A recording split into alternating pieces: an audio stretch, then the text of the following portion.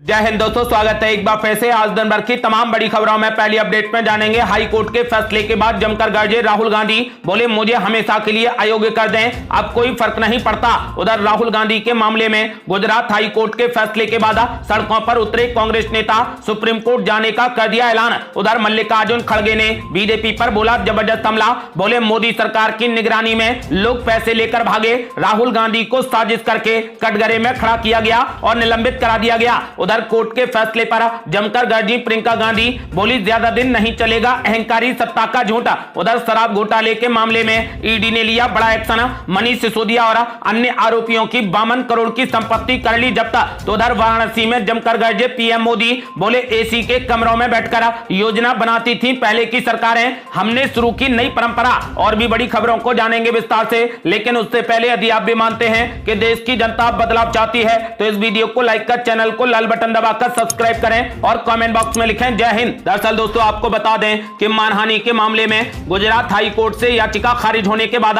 राहुल गांधी जमकर गरजे। राहुल गांधी ने कहा कि अब उन्हें कोई भी फर्क नहीं पड़ता, चाहे संसद से हमेशा के लिए ही क्यों न उन्हें अयोग्य करार दे दिया जाए। राहुल गांधी ने कहा कि मैं सवाल पूछना बंद नहीं करूंगा, मैं हिंदुस्तान के लोकतंत्र के लिए लगातार लड़ता रहूंगा। गौरतलब है कि गुजरात हाई कोर्ट ने मोदी उपनाम वाली टिप्पणी को लेकर आपराधिक मानहानि के मामले में कांग्रेस नेता राहुल गांधी की दोषसिद्धि पर रोक लगाने का अनुरोध करने संबंधी उनकी याचिका को खारिज कर दिया। अदालत का फैसला आने के बाद राहुल गांधी की पहली प्रतिक्रिया सामने आई। राहुल गांधी ने कहा कि वो हिंदुस्तान के लोकतंत्र के लिए लड़ रहे हैं और इसके लिए आगे भी लड़ते रहेंगे। राहुल गांधी ने आगे कहा कि मैं किसी भी चीज से नहीं डरता, ये सच्चाई है, चाहे मुझे सदस्यता मिले या ना मिले मैं अपना काम करूंगा। कांग्रेस नेता ने कहा कि चाहे ये मुझे अस्थायी तौर पर डिस्क्वालीफाई कर दें तो भी मैं अपना काम करता रहूंगा। उन्होंने कहा कि मुझे कोई भी फर्क नहीं पड़ता है, मैं पार्लियामेंट के अंदर रहूं या फिर बाहर रहूं। राहुल गांधी ने आगे कहा कि मैं अपनी तपस्या करता रहूंगा, अयोग्य होने की क्या बात है, मुझे पूरे जीवन के लिए अयोग्य करार दे दिया जाए, चाहे मुझे जेल में डाल दिया जाए, लेकिन मैं सवाल पूछना बंद नहीं करूंगा। और ये बड़ी खबर, राहुल गांधी के मामले में गुजरात हाई कोर्ट के फैसले के बाद सड़कों पर उतरे कांग्रेस नेता, सुप्रीम कोर्ट जाने का कर दिया ऐलान। दरअसल दोस्तों आपको बता दें कि कांग्रेस नेताओं और कार्यकर्ताओं ने पार्टी के प्रदेश ऑफिस सदाकत आश्रम में शुक्रवार को धरना प्रदर्शन किया। इनकम टैक्स चौराहे पर धरना प्रदर्शन कर पुतला भी दहन कर दिया, केंद्र सरकार के खिलाफ जमकर नारेबाजी की। वहीं इस दौरान कांग्रेस एमएलसी प्रेमचंद्र मिश्रा ने कहा कि राहुल गांधी को जिस तरीके से प्रताड़ित किया जा रहा है ये जनता देख रही है और जवाब देगी, राजनीतिक और कानूनी फ्रंट पर लड़ाई जारी रहेगी। उन्होंने कहा कि अपनी सुविधा के अनुसार जिस तरह कानून का उपयोग और दुरुपयोग हो रहा है वो ठीक नहीं है। उन्होंने ऐलान कर दिया है कि पार्टी इस मामले में सुप्रीम कोर्ट का रुख करेगी।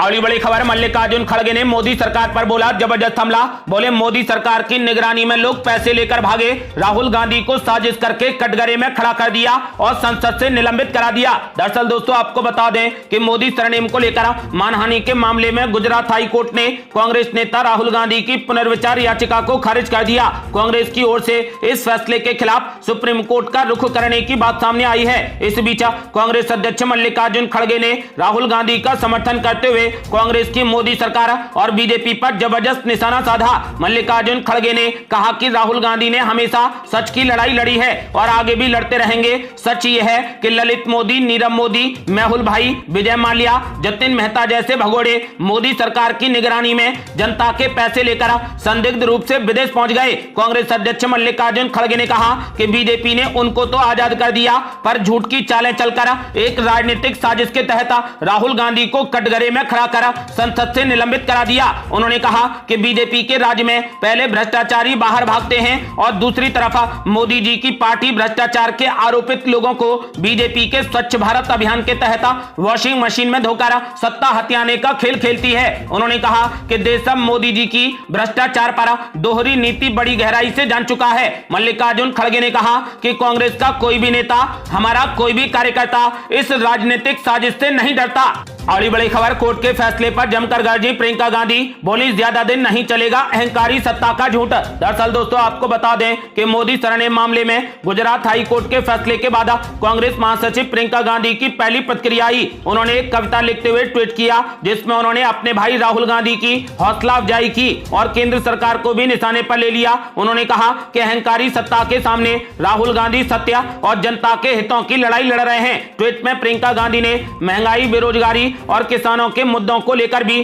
सरकार को निशाने पर ले लिया। प्रियंका गांधी ने आरोप लगाया कि सरकार जनता से जुड़े मुद्दों से ध्यान भटकाने के लिए साम दाम दंड भेदा और छल कपट अपना रही है। उन्होंने कहा कि राहुल गांधी अहंकारी सत्ता के सामने सत्य और जनता के हितों की लड़ाई लड़ रहे हैं। उन्होंने कहा कि अहंकारी सत्ता चाहती है कि जनता के हितों के सवाल ना उठें। अहंकारी सत्ता चाहती है कि देश के लोगों की जिंदगियों को बेहतर बनाने वाले सवाल ना उठें। अहंकारी सत्ता चाहती है कि उनसे महंगाई पर सवाल ना पूछे जाएं, युवाओं के रोजगार पर कोई बात ना हो, किसानों की भलाई की आवाज ना उठे, महिलाओं के हक की बात ना हो, श्रमिकों के सम्मान के सवाल को ना उठाया जाए। प्रियंका गांधी ने यह भी कहा कि अहंकारी सत्ता सच को दबाने के लिए हर हथकंडे आजमा रही है, जनता के हितों से जुड़े सवालों से भटकाने के लिए साम दाम दंड भेदा और छल कपट सब अपना रही है। लेकिन सत्य सत्याग्रह, जनता की ताकत के सामने ना तो सत्ता का अहंकार ज्यादा दिन टिकेगा और ना ही सच्चाई पर झूठ का पर्दा ज्यादा दिन टिकेगा। उन्होंने आगे कहा कि राहुल गांधी ने अहंकारी सत्ता के सामने जनता के हितों से जुड़े सवालों की ज्योति जलाकर रखी है, जिसके लिए वे हर कीमत चुकाने को तैयार हैं। और ये बड़ी खबर, राहुल गांधी की याचिका खारिज होने के बाद रविशंकर प्रसाद ने बोला जबरदस्त हमला, बोले राहुल गांधी ने पूरे समाज का किया अपमान। दरअसल दोस्तों आपको बता दें कि राहुल गांधी के खिलाफ मानहानि के मामले पर गुजरात हाई कोर्ट के फैसले को लेकर छत्तीसगढ़ के मुख्यमंत्री भूपेश बघेल और कांग्रेस कार्यकर्ताओं ने रायपुर में जबरदस्त विरोध प्रदर्शन किया। इस दौरान कहा कि कोर्ट के साथ साथ सड़क पर भी लड़ाई जारी रहेगी। आपको बता दें कि वहीं बीजेपी नेता और पूर्व केंद्रीय मंत्री रविशंकर प्रसाद ने एबीपी न्यूज से बात करते हुए कहा कि राहुल गांधी ने पूरे मोदी समाज का अपमान किया है। वो ऐसे ही बयान देते रहते हैं, चुनाव जीत जाते हैं तो इलेक्शन कमीशन ठीक है, नहीं जीतते हैं तो चुनाव आयोग खराब हो जाता है। उन्होंने राहुल गांधी पर हमला बोलते हुए कहा कि राहुल गांधी ने पूरे समाज का अपमान किया है। और बड़ी खबर, हाई कोर्ट के फैसले का बीजेपी ने किया स्वागत, कहा जेएनयू जाकर टुकड़े टुकड़े गैंग के साथ खड़े होते हैं राहुल गांधी। दरअसल दोस्तों आपको बता दें कि कांग्रेस नेता राहुल गांधी को गुजरात हाई कोर्ट से भी राहत नहीं मिली और हाई कोर्ट ने मोदी सरनेम मामले में उनकी सजा को बरकरार रखा है, जिसके बाद कांग्रेस की तरफ से कहा गया कि वो सुप्रीम कोर्ट का रुख करेंगे। इस मामले पर अब बीजेपी की तरफ से बड़ा बयान सामने आया है, जिसमें गुजरात हाई कोर्ट के फैसले का स्वागत किया गया है। बीजेपी की तरफ से इस मामले को लेकर प्रेस कॉन्फ्रेंस की गई, जिसमें बीजेपी ने कहा कि राहुल गांधी ने सीधे ओबीसी समाज का अपमान किया है। गुजरात हाई कोर्ट के फैसले पर बीजेपी की तरफ से रविशंकर प्रसाद ने कहा कि राहुल गांधी ने 2019 के चुनाव में मोदी सरनेम को लेकर टिप्पणी की थी, सुप्रीम कोर्ट जाना उनका अधिकार है। राहुल गांधी ने ओबीसी का सीधा अपमान किया था, ओबीसी का अपमान करना कांग्रेस पार्टी का काम है। उन्होंने कहा कि राहुल गांधी अहंकार में है। बीजेपी ने कहा कि कांग्रेस को राहुल गांधी को कंट्रोल करना चाहिए। वीर सावरकर को भी राहुल गांधी ने ही अपमानित किया था। बीजेपी ने राहुल गांधी को घेरते हुए कहा कि मोदी अति पिछड़े परिवार से आते हैं। यूपी और बिहार में कायदे के मुताबिक राहुल गांधी को इस टिप्पणी के लिए माफी मांगनी चाहिए थी। इस मामले में गुजरात हाई कोर्ट ने विस्तृत टिप्पणी की है। मानहानि के मामले में राहुल गांधी अपराधी हैं। जेएनयू जाकर राहुल गांधी टुकड़े टुकड़े गैंग के साथ खड़े हो जाते हैं। बीजेपी नेता रविशंकर प्रसाद ने यह भी कहा कि अभी प्रायोजित टिप्पणियां कांग्रेस की ओर से आ सकती हैं कि इतना कड़ा पनिशमेंट कोर्ट ने क्यों दिया। तो इस पर हमारा जवाब है कि इतना कड़ा अपराध राहुल गांधी ने क्यों किया। राहुल गांधी ने 2019 के चुनाव में एक टिप्पणी की थी कि सारे चोरों के सरनेम मोदी क्यों होते हैं। देश भर में मोदी सरनेम अधिकांश पिछड़ों और अति पिछड़ों का होता है और ये घोर रूप से आपत्तिजनक टिप्पणी थी। और बड़ी खबर, शराब घोटाले के मामले में ईडी ने लिया बड़ा एक्शन, मनीष सिसोदिया और अन्य आरोपियों की 52 करोड़ की संपत्ति कर ली जब्त। दरअसल दोस्तों आपको बता दें कि दिल्ली के पूर्व मुख्यमंत्री और आम आदमी पार्टी नेता मनीष सिसोदिया को ईडी की तरफ से एक और बड़ा झटका लगा है। ईडी ने शुक्रवार को मनीष सिसोदिया, उनकी पत्नी और अन्य की 52 करोड़ रुपए से अधिक की संपत्ति को कुर्क कर लिया। मालूम हो कि मनीष सिसोदिया को दिल्ली आबकारी नीति घोटाले के मामले में गिरफ्तार किया गया है। ईडी के अनुसार इस 52 करोड़ की चल संपत्ति में 7 करोड़ 29 लाख रुपए की 2 प्रॉपर्टी मनीष सिसोदिया, उनकी पत्नी सीमा सिसोदिया, साथ ही राजेश जोशी और गौतम मल्होत्रा के लैंड और फ्लैट शामिल हैं। इस अटैचमेंट में 44 करोड़ 29 लाख रुपए की कैश और चल संपत्ति है। आपको बता दें कि ईडी ने आबकारी नीति में मनी लॉन्ड्रिंग से जुड़े मामले में अभी तक 13 आरोपियों को गिरफ्तार किया है। दिल्ली हाई कोर्ट ने 3 जुलाई को ईडी केस में मनीष सिसोदिया की जमानत याचिका को खारिज कर दिया था। इसके बाद उन्होंने सुप्रीम कोर्ट का रुख किया है। आपको बता दें कि फिलहाल मनीष सिसोदिया पर ईडी ने बड़ा एक्शन ले लिया है। आपको बता दें कि फिलहाल ईडी ने मनीष सिसोदिया और अन्य आरोपियों की 52 करोड़ की संपत्ति को जब्त कर लिया है। अगली बड़ी खबर, वाराणसी में विपक्ष पर जमकर बरसे पीएम मोदी, बोले एसी कमरों में बैठकर योजनाएं बनाती थी पहले की सरकारें, हमने शुरू की नई परंपरा। दरअसल दोस्तों आपको बता दें कि प्रधानमंत्री नरेंद्र मोदी ने शुक्रवार को यहां अपने संसदीय क्षेत्र वाराणसी में 12,110 करोड़ रुपए से अधिक की 29 विकास परियोजनाओं का उद्घाटन एवं शिलान्यास कर दिया।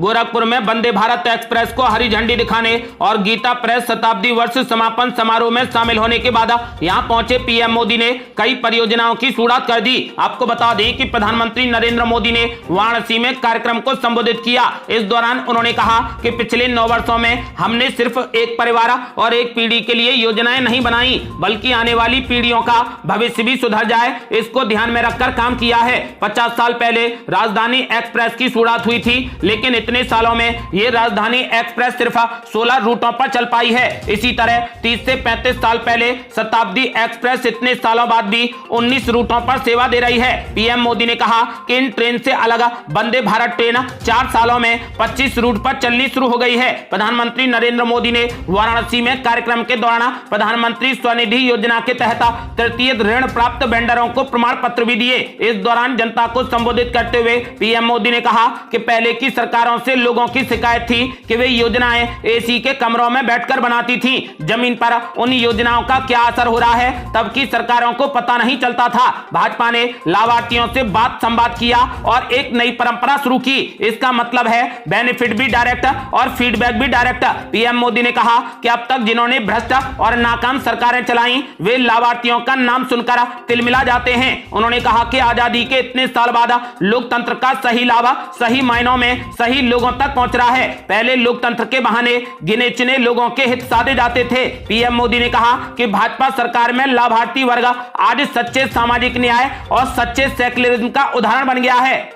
और बड़ी खबर, कहीं लालू प्रसाद यादव ही न दे दें नीतीश कुमार के प्रधानमंत्री पद के अरमानों को बड़ा झटका, बार बार राहुल गांधी को दूल्हा बनाने के दे रहे संकेत। दरअसल दोस्तों आपको बता दें कि राष्ट्रीय जनता दल के सुप्रीमो लालू प्रसाद यादव ने कांग्रेस नेता राहुल गांधी को देखते ही कहा कि राहुल गांधी जी आप शादी करिए और हम बाराती बनकर चलेंगे। इसके साथ ही अटकलें लगाई जाने लगी कि वो कांग्रेस नेता में ही 2024 के लिए विपक्ष का प्रधानमंत्री उम्मीदवार देख रहे हैं। अब हाल ही में उन्होंने एक बार फिर से कह दिया है कि प्रधानमंत्री के जीवन में पत्नी की भूमिका तो होनी ही चाहिए। अगर वाकई लालू प्रसाद यादव ने राहुल गांधी को आगे बढ़कर प्रधानमंत्री चेहरा बनाने का मन बनाया है तो यह बिहार के मुख्यमंत्री नीतीश कुमार के कथित अरमानों के लिए सबसे बड़ा झटका भी हो सकता है। आपको बता दें कि 2024 से पहले विपक्षी दलों को साथ लाने में नीतीश कुमार की भूमिका काफी बड़ी मानी जा रही है। बीते साल अगस्त में एनडीए से अलग होने और महागठबंधन में शामिल होते ही उन्होंने दिल्ली के दौरे शुरू कर दिए थे। कहा जाने लगा था